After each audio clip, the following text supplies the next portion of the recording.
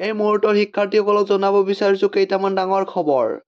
দশম দ্বাদশ শ্ৰেণীত হ্ৰাস হ'ব 50% পাঠ্যক্ৰম। 15% হ্ৰাস হ'ব দশম আৰু দ্বাদশ শ্ৰেণীৰ পাঠ্যক্ৰম। নিৰ্ধাৰিত কেইবাটাও বিষয়ত অপেন বুক পৰীক্ষাৰ ব্যৱস্থা কৰিছে। চেলেবাছৰ 40% হ'ব আয়ৱৰ্তনী মূল্যায়ন ভিত্তিক। বাকী 60% মূল্যায়ন হ'ব চূড়ান্ত বৰ্ড পৰীক্ষাৰ ভিত্তিত। ব্যৱহাৰিক জ্ঞানৰ ভিত্তিত হ'ব প্ৰায় 50% প্ৰশ্ন।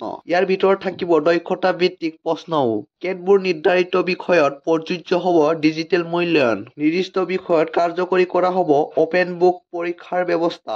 ইয়াৰ ভিতৰত থাকিব ইংৰাজী, সাহিত্য, সমাজ বিজ্ঞান আৰু বিষয়। মুখস্থ বিদ্যাৰ ওপৰত নিৰ্ভৰশীলতা হ্ৰাসৰ বাবে এই ব্যৱস্থা কৰিছে।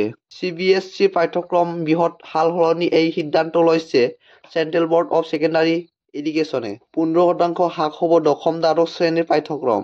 নিৰ্ধাৰিত কেইবাটাও বিষয়ত অপেন বুকৰ পৰীক্ষাৰ ব্যৱস্থা কৰিছে CBSE-য়ে। চেলেবাছৰ 40% হ'ব আভ্যন্তৰীণ মূল্যায়ন ভিত্তিক। অৰ্থাৎ CBSE এতিয়াৰ পৰা 40% থাকিব প্ৰেক্টিকেল অৰ্থাৎ ইণ্টাৰনেল এছেছমেণ্টৰ নম্বৰ।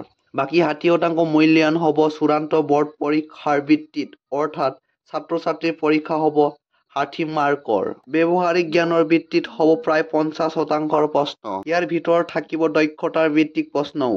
কেতবোৰ নিৰ্ধাৰিত হ'ব বিষয়ত প্ৰযোজ্য হ'ব ডিজিটেল মূল্যায়ন।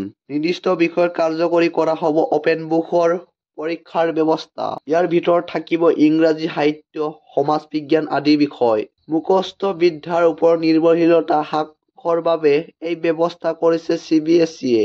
এনেদৰে আমাৰ নিউজবোৰ পাই থাকিবলৈ হ'লে আমাৰ চেনেলটো ছাবস্ক্ৰাইব কৰি ল'ব। ধন্যবাদ।